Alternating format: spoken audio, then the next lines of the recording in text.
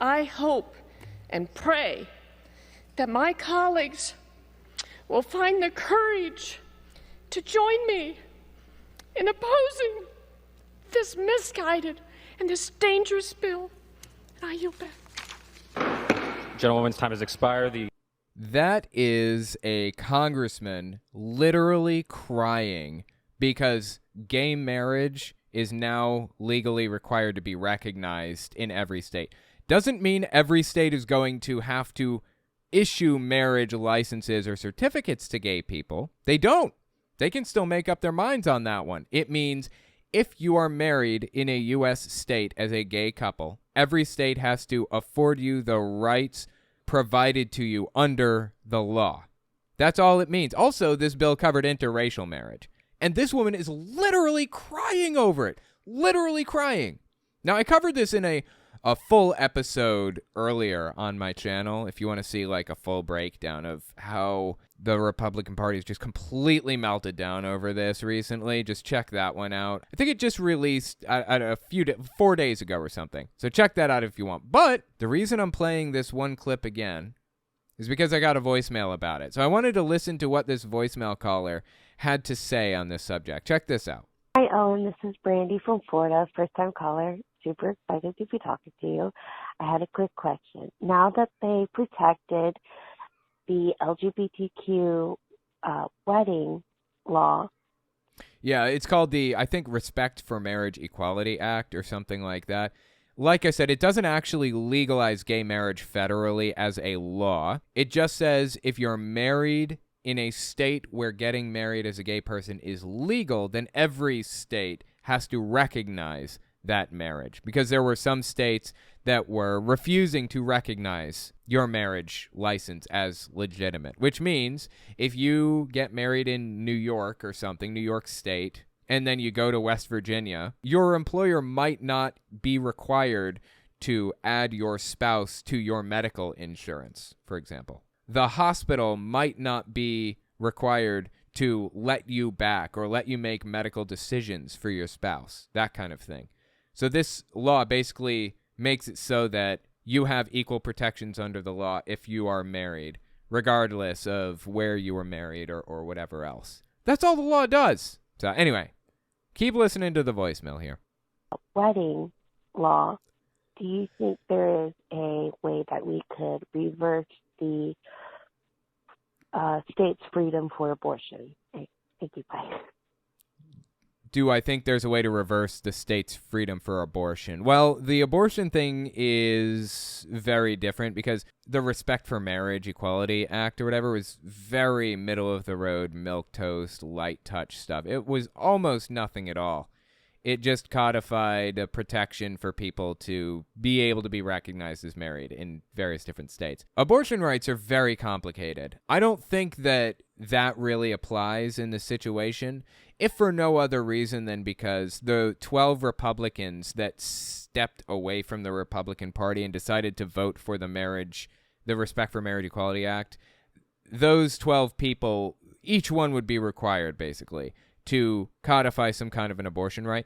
And as far as I know, not one of them wants abortion rights codified. So I don't see that happening, unfortunately. I would love to see abortion rights protected, but I'm not holding my breath on that. Until Democrats get a larger majority in the Senate and until they take back the House, or until the Supreme Court changes demographics, basically, until we get more Democrats on there or something. I'm not seeing it happening, unfortunately. It's doing untold amounts of damage, not being available to as many people as it was before. We just have to stick it out and keep doing our best, right? Anyway, thanks for the voicemail. Hey, my name is Darius, and I'm from Maryland.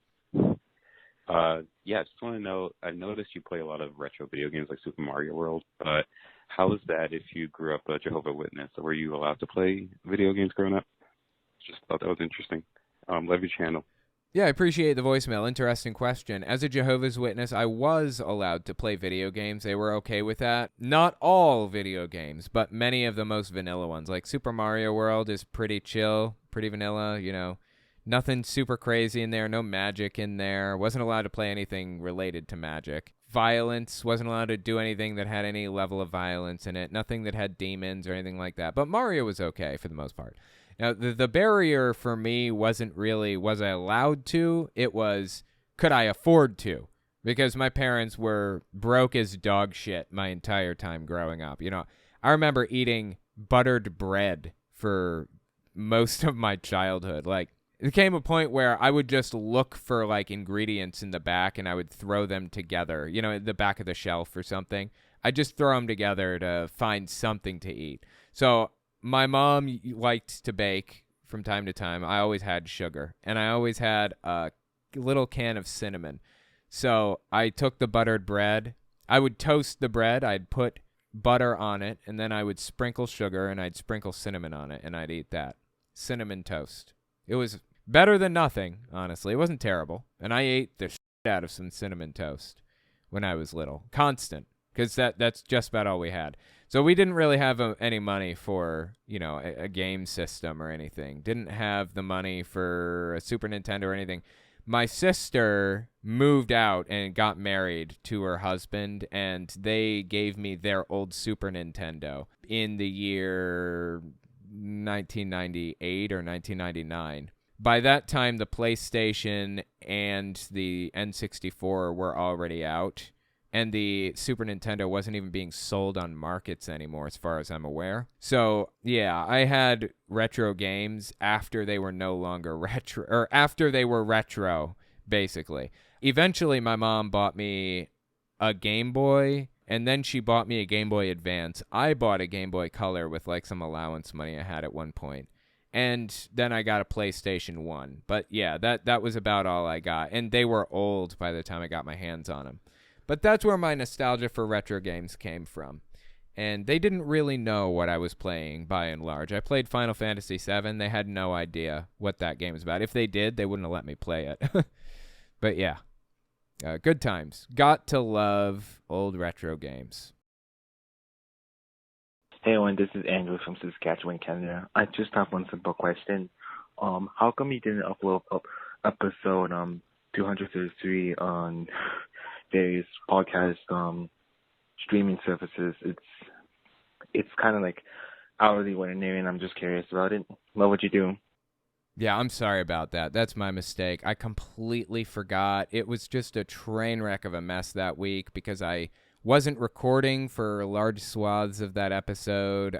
I didn't mean to forget to upload that episode, but I did fix it. I had to go back and re-record parts, if that's worth anything to you. So I fixed it. It's uploaded now. You should be able to access that. I'll try not to let that slip by in the future. Hi, Owen. My name's Jake from Washington. I just wanted to say thanks for all of your advocacy, especially for the trans community. It's really helpful when a cis person stands up for our rights. It's terrifying to see the political landscape sometimes. I had someone in the YouTube comments not so subtly advocate for our genocide recently, and it was a bit shocking. I generally just respond with a your mom joke, but, you know, like I said, it really helps to have you. Oh, I guess it got cut off. Yeah, I appreciate the voicemail. It is shocking, and I would hope that it never stops being shocking. It's important that we recognize it as the shockingly evil thing that it is. The transphobia, the hatred, all of it. And as far as supporting the trans community, the LGBT community more generally, I wouldn't have it any other way. We're all part of minorities to some degree, or many people are. You know, I'm an atheist. I don't believe in God. And I do know what it feels to be persecuted by Jehovah's Witnesses. And I know it's extremely painful. I know it's something that you can't really understand unless you experience it yourself. I would never stand for anybody experiencing anything like that without calling it out. So, yeah, I'm glad to. I'm glad to stand with everybody, and I'm glad that they stand with me on that. So, thanks for the voicemail. Oh, and aside from that, I have lots of family members that are trans. More than one would expect. I am personally deeply invested in this issue. It's not just like I'm standing on the sidelines seeing it, go by every day. This is an issue that affects me directly also. So I wouldn't have it any other way. Hey, man, you're getting trolled by Fuentes. You should really look into that whole story and go. If you're unfamiliar, Nick Fuentes is working with Kanye West right now to say some absolutely unhinged stuff. Here's a simple example. They both went on Alex Jones's TV show together and said this. For the design, you're a designer. Can we just kind of say, like, you like the uniforms, but that's about it? There's a lot of things that I love about Hitler. This is Nick Fuentes on the right in the blue hoodie here. A lot of things. Hey, Nedden, what? Yeah. Anyway, he goes into a weird puppet show. So that's Nick Fuentes. He's working with Kanye West to promote Hitler and the Nazis. And go as deep as you can. Track down the Kanye West Alex Jones interview on the band TV. Oh, definitely. I've watched the entire thing start to finish, and I even took notes on it, like to a crazy degree. Here you go. Yeah, I took notes. It took me about 3 hours to get through. It's a 3-hour interview, and I listened at double speed and took notes all the way. The nonsense site that Alex has up, and double check Fuentes, the attendance at AFPAC, and what's really going on there. Oh, yeah, I've totally covered Fuentes at AFPAC. I have a bunch of clips from Fuentes at AFPAC saying all kinds of crazy stuff. I have the clips of Marjorie Taylor Greene being invited there. Taylor Greene.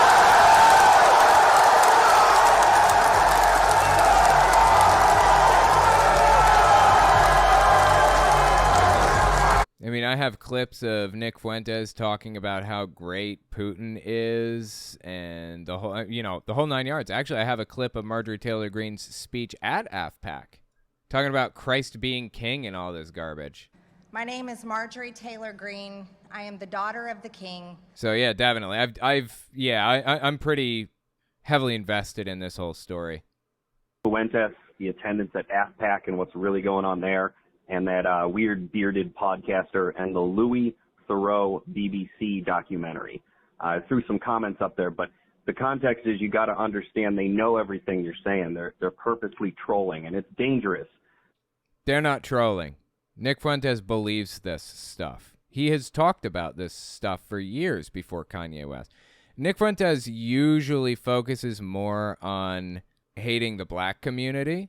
Throws the N-word around all willy-nilly, talks about how he longs for the day when Trump was going to send the military into black communities and just open fire. I have clips of that too. He talks about how black people are inherently violent because they struggle with impulse control, thus saying that they are genetically inferior to white people.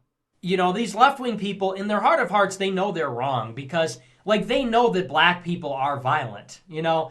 I will say... So, yeah, I mean, he usually focuses on the black community, but he most definitely is also a neo-Nazi, full-blown, and not even a neo-Nazi. I'm sorry, I'm not even... There's no reason to qualify. He's a Nazi, full-blown Nazi.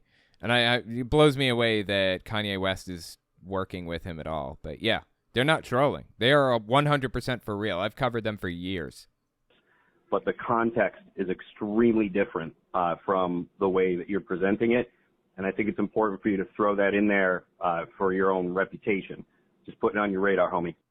Yeah, I appreciate it.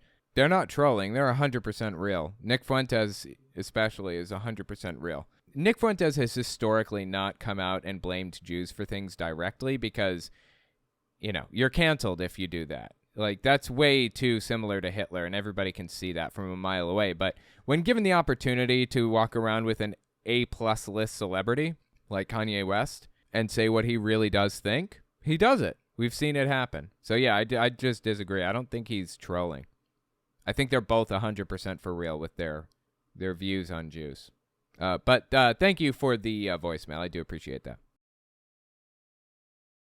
Yo, Owen. It's Jack out of California.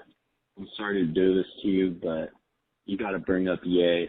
I have a friend who is a staunch Trump supporter, and he does not appreciate Ye. He's not the typical man you might think of. He's not a Shapiro fan, but he's down with the Trump. He does not support Ye. Thanks so much. Oh, yeah. I've been following Kanye West a lot recently. He's absolutely disturbing, some of the stuff that he's said. Yeah, I covered some of it in the previous voicemail. If you didn't see it, it just, God, dude, it gets worse and worse and worse as time goes on. And it's interesting because he seems to be kind of drawing like a dividing line between Republicans, like he's kind of severing the party in two a little bit, right? The group that is in favor of hating Jews and the group that is not necessarily in favor of hating Jews. It's really interesting to see that dividing line take place and see where people separate themselves into. But anyway, thank you so much for the call. Yes, this is William calling from Louisiana. Do you know if there's any Democrats or Democrat meaning people who belong to QAnon? I'm asking because my grandmother's a Democrat. She's in her 80s, and she's a true believer of QAnon. She has this odd belief that the Jews and Muslims are working together to destroy Christianity as a whole. Okay, thank you. Love your show. Bye. Appreciate that, yeah. Believing in QAnon necessitates certain ancillary beliefs. So you have to believe in God heavily. You have to believe that there is a cabal behind the scenes pulling strings like puppet masters. It basically necessitates a very right-wing scoring on something called the F scale, which determines kind of which side of the political spectrum that you're on. And for that reason, I say she may claim to be on the left, or she may claim to be a Democrat. She's not on the left, though. By necessity, if she's a part of the QAnon movement, she is on the right. It is a right-wing group that requires right-wing beliefs that go along with it.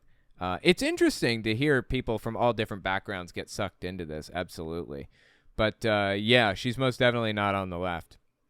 She may have some left-wing beliefs, hell, may have been historically left-wing, but the things that she believes about elites and or Jews and or people drinking children's blood and all the other garbage, it all kind of compounds into an overall picture that is right-wing by and large. Anyway, thank you.